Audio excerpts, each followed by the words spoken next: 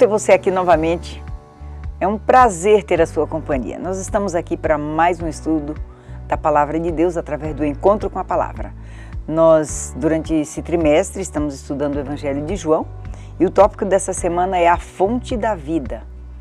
E o verso para memorizar dessa semana, eu daqui a pouco vou ler para vocês, mas antes nós vamos fazer aquele nosso encontro com o Senhor, como nós costumamos, orando antes de começarmos o estudo da nossa palavra. Eu estou aqui com meu amigo Rogério hoje, temos estudado já outras vezes, né, Rogério? Sim. E o Rogério vai então orar para que o Senhor nos ilumine e nós possamos compartilhar com você o estudo dessa mensagem. Querido Deus, muito obrigado por mais um dia estarmos aqui estudando a sua palavra, que o Senhor possa nos iluminar, que o Senhor possa iluminar também quem nos assiste e que o Senhor possa fazer com que nos auxiliar para que possamos colocar todas as coisas em nossa vida, no nosso dia a dia, e praticarmos todas essas lições. Isso que eu lhe peço por Jesus. Amém. E você vem acompanhando o nosso estudo ao longo desse trimestre, né? E nós já estamos no 9º estudo, estamos acabando o trimestre. Uhum. E esse estudo dessa semana é bem interessante, chama A Fonte da Vida, como eu já falei. E o verso para memorizar é o seguinte: eu sou o caminho, a verdade e a vida. Ninguém vem ao Pai a não ser por mim. Veja que as palavras de Cristo aqui, eu sou o caminho, a verdade e a vida. Ou seja, se você tem o caminho, tem a verdade e tem a vida, você não precisa de mais nada. Pois é. Já tem tudo. Cristo é a única fonte da vida. E se nós desejamos a vida, nós temos que nos apegar somente a Ele. É importante que a gente lembre que nenhuma outra criatura tem o poder de dar a vida. Às vezes a gente busca encontrar razões, encontrar momentos diferentes para tentar mudar o que está escrito. Mas nós não temos como encontrar, porque só nele está a vida. Nem os anjos, santos ou caídos, têm o poder de dar vida para ninguém. Apenas Deus tem o poder de dar vida. Cristo Jesus, Ele veio aqui para morrer por nós e Ele, através disso, Ele nos deu a vida eterna. Basta que nós o aceitemos. Eu sempre gosto de lembrar que Ele não invade, Ele bate à porta do coração. E se você abrir o seu coração, aceitar a mensagem que Ele está trazendo para você, aceitar o seu carinho, o seu amor, Ele vai te conduzir até a vida eterna. E aí você nunca mais vai sofrer, não vai ter separação, não vai ter nada que te separe do amor de Cristo. E é bom lembrar que o inimigo ele é muito ardiloso, ele é negociante da morte. Né? Ele tenta, de todas as formas, tirar-nos da proximidade do doador da vida. Então, quando a gente estuda aqui, quando Cristo fala, eu sou o caminho, a verdade e a vida, a gente precisa lembrar disso com muita frequência. Você não vai encontrar vida em outra fonte a não ser a Cristo. É para a gente realmente parar, avaliar e seguir seus passos, porque não há outro caminho a não ser nele. E aqui Jesus diz o seguinte, que o ladrão veio para roubar, para matar, para destruir, mas ele veio para que nós tenhamos vida e a tenhamos em abundância. E aí, como eu falei, o inimigo, o diabo, o grande enganador, ele instiga a humanidade para que escolha a morte e rejeitem o dom da vida. Exato.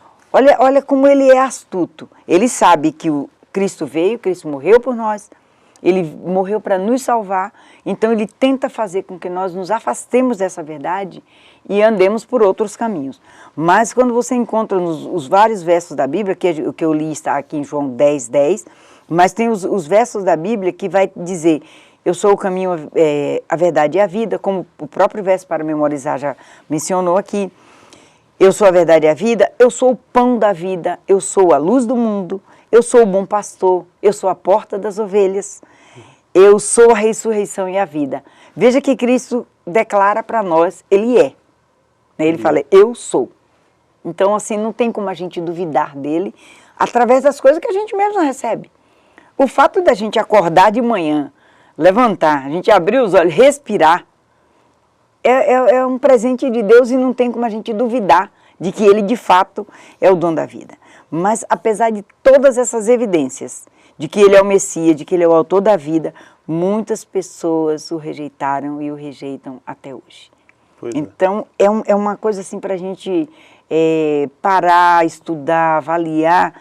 Será que nós estamos rejeitando esse Cristo que fez tudo por nós? Será? Né? Muitos rejeitam. Rejeitavam naquele tempo e rejeitam hoje também. E nesse estudo nós vamos ver algumas razões para evitar esse mesmo erro cometido pelos nossos antepassados, que é de rejeitar a Cristo. E para a gente não correr esse risco e não cometer os mesmos erros e nos afastarmos de Cristo. Então a gente tem a existência da nossa vida, está nele. Então não tem como a gente viver em outro lugar, em outra dimensão, que não seja aos pés de Cristo. Né? Então eu achei assim, essa parte do estudo, essa introdução do estudo, que nos faz refletir em quem nós somos e a quem nós devemos honrar.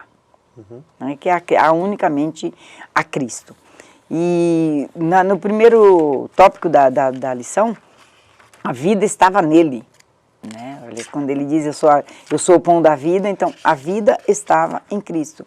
E nós vemos nos estudos que João veio, ele veio a este mundo para nos trazer vida, porque ele é a fonte da vida. Exato. Você vê, parece uma redundância, né? Já falei que ele trouxe vida, que ele é a ressurreição e a vida, mas é para te lembrar e para me lembrar também que a nossa vida depende unicamente de Cristo.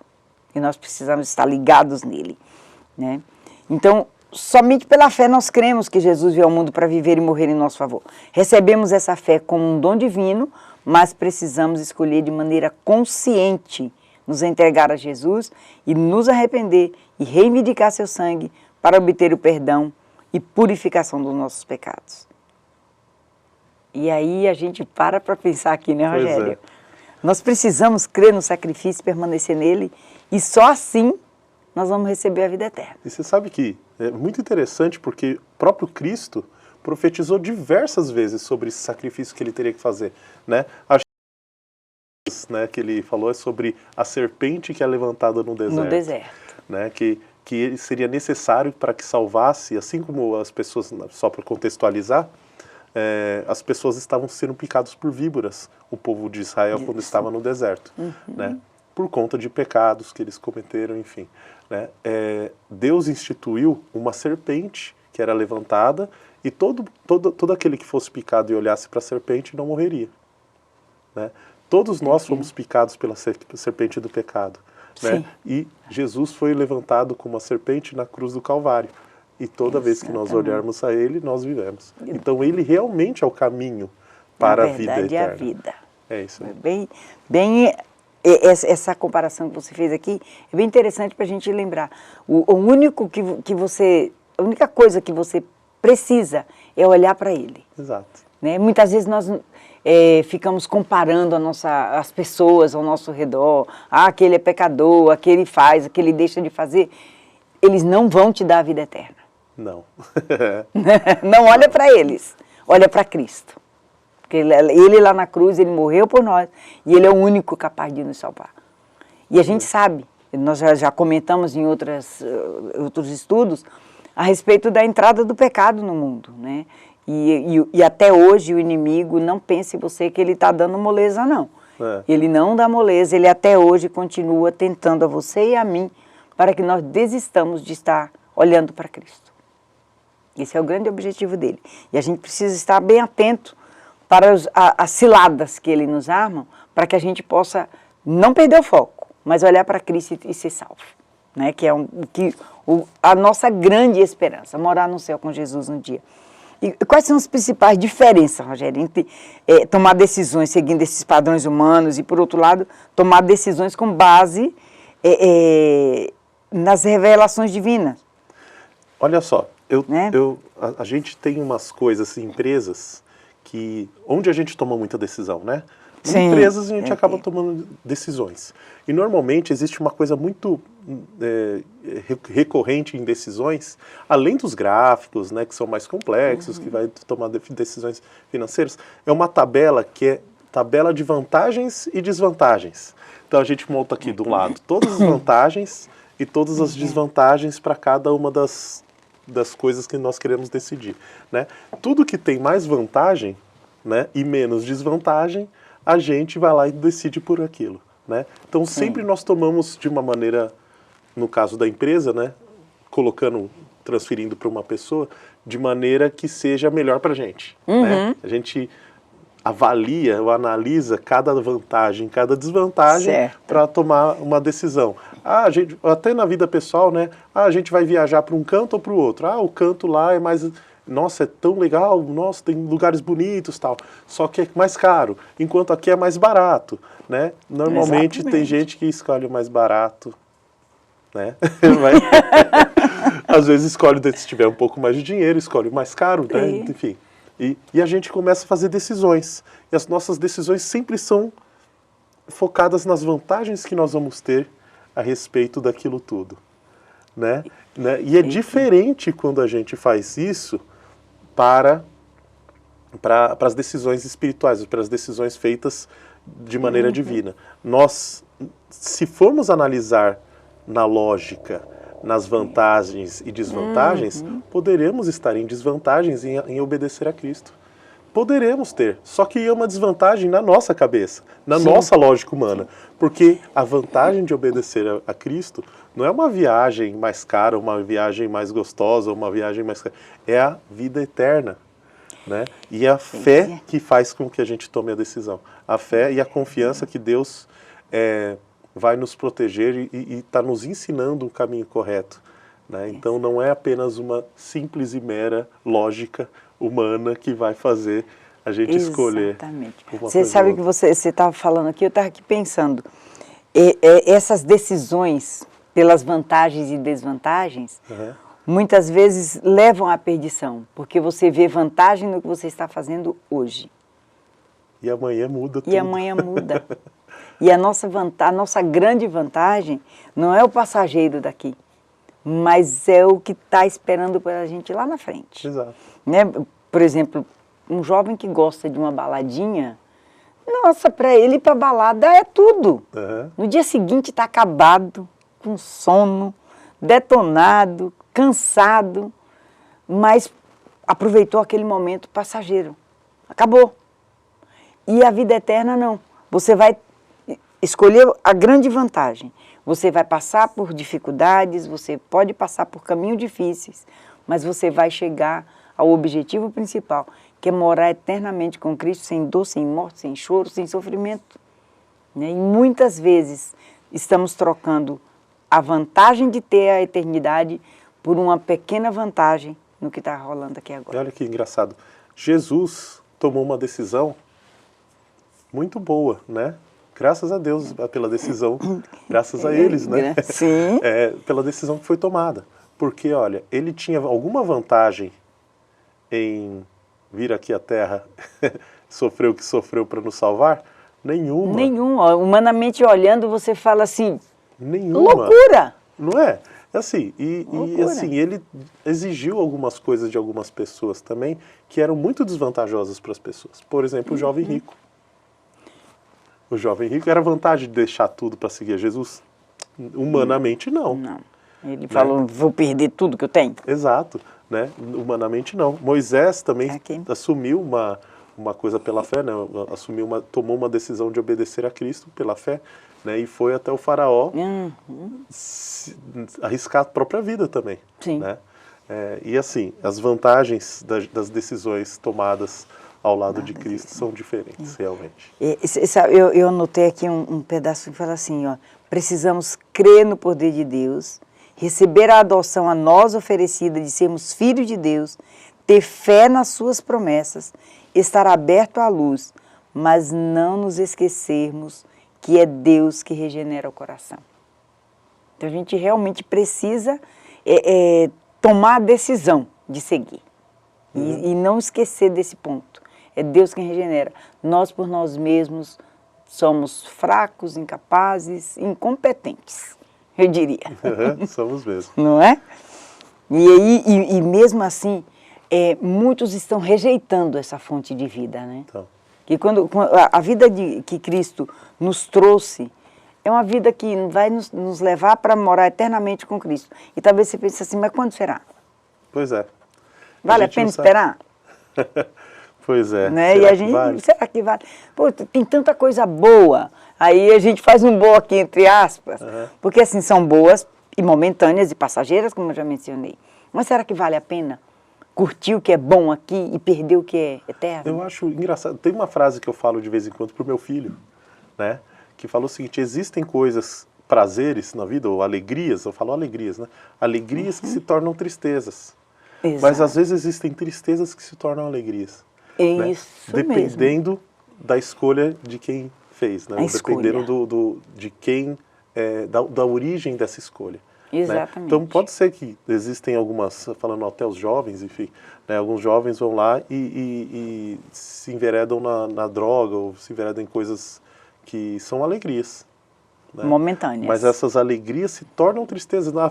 Além de ser momentâneas, elas se transformam em tristezas.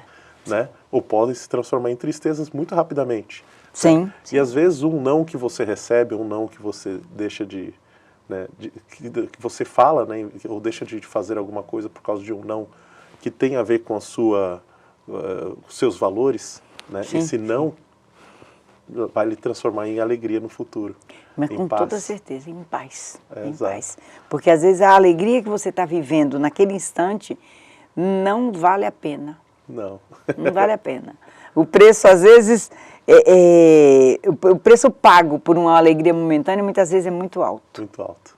Muito alto. E lá adiante você vai colher consequências que fala, por que eu fui? Pois é. O que eu fui fazer? O que eu fui fazer? Né? E como a gente tem visto por aí, muitas pessoas entrando, às vezes, em grandes enrascadas por causa de um momentinho que aparentemente valeria a pena. Pois é. E a gente pensando assim, né? Elementos como a lógica, a razão, será que eles estão em harmonia com a palavra de Deus? A gente tem razão, lógicas e racionais para crer. Às vezes, nem sempre, né? Às vezes a gente tem, por exemplo, acho que um exemplo é o sábado. Será que o sábado, né? Tem gente que acredita, não, se eu trabalhar um dia a mais no meu comércio, no sábado, ou se, né, eu ir lá e ter problemas empregatícios, né? Vai dar problema, né? Vai dar problema, né? Então eu vou perder dinheiro, né? E essas lógicas, isso não é, mas a questão não é isso, é entrega. Se for pela lógica, a lógica humana numérica que a gente tem, né? De vantagens e desvantagens. Vantagens e desvantagens. Qual vantagem que eu tenho em guardar o sábado? Né? Nenhuma. Mas achei muito interessante uma entrevista que eu vi de uma pessoa que nem acreditava em Deus, que ele estava citando justamente o sábado, né? E olha só, na nossa lógica humana aqui, né, muitas vezes nós cristãos, né, não faz lógica trabalhar, mas ele encontrou uma lógica, ele era ateu e encontrou uma lógica para não trabalhar, por exemplo, no sábado, porque ele falou o seguinte: não, a gente precisa de ter algum freio para que as pessoas consigam viver melhor. Né? E o sábado é um dia de descanso, é um refúgio na semana, em que nós podemos estar melhor. Então, na lógica capitalista, na lógica do dinheiro, né? Talvez guardar o sábado não seja lógico. Né? Mas na lógica do amor que Deus tem por nós, Ele nos deu esse dia para nosso descanso, nosso deleite espiritual. Né? Então, veja só, a lógica às vezes tem, se você segue uma linha lógica, por exemplo, de dinheiro ou de vantagens pessoais, talvez você não siga o sábado. Mas se você leva a lógica pelo que Deus te ama, pelo que Deus quer do seu bem-estar, a lógica serve. Aí a lógica serve. Aí você vai entender o porquê. Porque assim, o cumprimento das profecias, os assuntos bíblicos, a gente precisa estudar para entender. Eu já falei aqui outras vezes, a Bíblia não é para ser lida, é para ser estudada. Exato. Aí quando você estuda, você encontra a lógica. Exato. Não é? Exato. Se você só lê, você passa e vai embora. Mas quando você começa a estudar, você encontra. E o que é muito interessante na Bíblia, o Antigo Testamento e o Novo Testamento, eles se complementam. Você encontra, por exemplo, as profecias que estão lá em Isaías, do nascimento de Cristo. Está lá Isaías, está cá em Mateus, e está ali. Elas se complementam. Então, para você entender a lógica, para você entender a Bíblia, você precisa estudar. Estudar, ler, entender, não entendi, volta. se você não tem como você entender sozinho, obviamente, você pede ajuda. E aí nós temos várias formas de estudar a Bíblia diferentes. Você que está nos ouvindo, por exemplo, nós somos da Igreja de Moema, nós temos vários grupos de estudo da Bíblia, né? De profecias, tem pessoas que estão estudando a Bíblia agora, quem está começando, e que podem entender melhor a lógica da Bíblia. Né? As profecias, podem entender os acontecimentos, o que nós estamos vivendo. Às vezes a gente fica assim, nossa, mas o mundo está acabando. Abre a Bíblia. Vê lá o que está escrito. Vê lá o que está escrito. E não é... Eu sempre gosto de lembrar, quando eu falo geralmente de final do mundo, todo mundo fala assim, é o Apocalipse. Apocalipse não é para ninguém ter medo. Não. É para estudar, porque ali está descrevendo com muita clareza o que é o mundo, o que vai acontecer e como vai ser bom morar eternamente com Jesus. O livro do Apocalipse não é o livro do fim. Não é o do fim. O livro do Apocalipse é o livro da revelação. Revelação, exatamente. Né? Então, o João ele traz aqui muitas revelações, muitos assuntos que a gente começa a parar para analisar as advertências que a gente recebe aqui nesse evangelho, né? Uhum. Tem muitas advertências interessantes que a gente precisa comparar. Por exemplo, você estava falando da serpente no deserto, né? Uhum. Os hebreus estavam lá em Cádiz Barneia, uhum. Eles estavam passando por um momento difícil e eles receberam a ordem, vão lá avaliar, ver a terra do vizinho lá. Uhum. E aí eles foram. E veja como é a questão da lógica. Uhum. Uns voltaram e falaram, nossa, estamos perdidos. Os caras lá são 3 metros de altura. Para carregar um cacho de uva precisa de 2. Nós nunca vamos vencer. Mas os outros voltaram com um relatório mais positivo. Eles são muitos, eles são grandes, mas com o poder de Deus a gente vence. A gente vence. A lógica é bem interessante. Bem interessante. A lógica, duas visões totalmente diferentes da mesma coisa. Então, e você vê, os que estavam com um pensamento positivo, eles estavam com a lógica de Cristo. Exato. Eles estavam pensando, o Senhor mandou, Ele não vai mandar e mandar a gente entrar em fria. Ele vai estar com a gente. Então, mesmo eles vendo tudo aquilo que os outros viram, eles pensaram no lado positivo. Foi isso aqui que Cristo falou, vai dar certo, o Senhor mandou, a gente não pode duvidar. Tá vendo? Essa é a lógica, né? Então a gente hoje também, a gente não precisa duvidar do poder de Deus, a gente precisa crer. Quando a gente lê em Efésios 11, verso 1, eu até vou abrir minha Bíblia aqui para ler com você, é assim, crer é ter fé, né? E ela diz assim, olha, a fé é a certeza de coisas que se esperam, a convicção de fatos que se não veem. Então você não precisa ver Deus, você não precisa estar face a face com Ele, porque hoje, por conta do pecado, nós não temos esse privilégio, mas você precisa crer. É crer naquilo que você não vê, mas você sabe que vai dar certo. Exato. Né? Essa é uma lógica para você seguir. Exato. É um estilo de vida. Né? E aí, a gente avançando aqui no nosso estudo, a gente vai agora falar sobre condenação. Olha só o assunto que nós temos nesse momento. Porque assim, por que crer no Evangelho? Quais são os argumentos em defesa da verdade bíblica? E quando a gente para pensar por que a gente crê no Evangelho, a gente crê porque a gente acredita que a Bíblia é a palavra de Deus e o que está escrito nela é a verdade.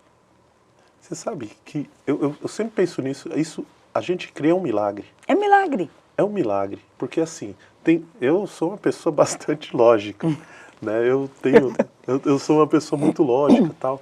E a gente, por que eu creio, né? É uma pergunta difícil para mim.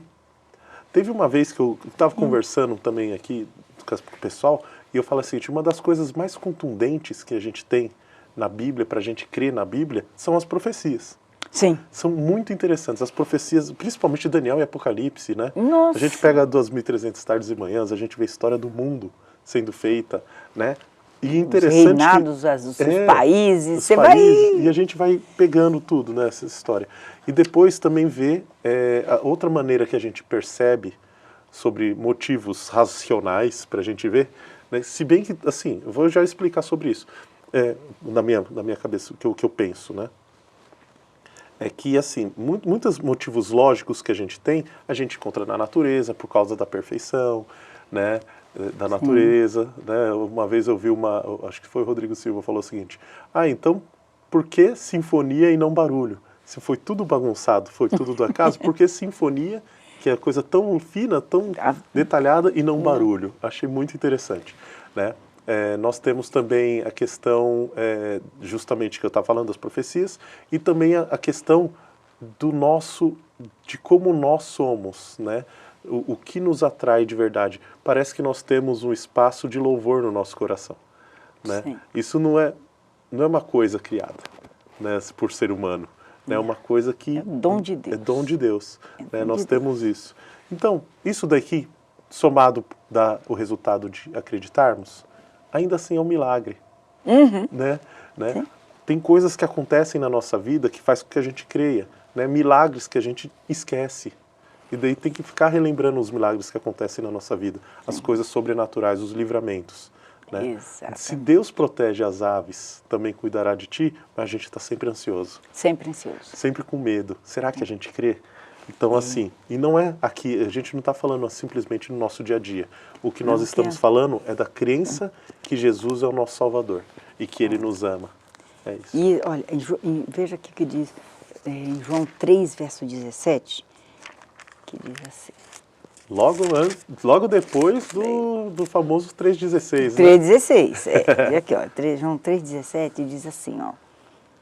Porquanto Deus enviou seu Filho ao mundo, não para que julgasse o mundo, mas para que o mundo fosse salvo por ele.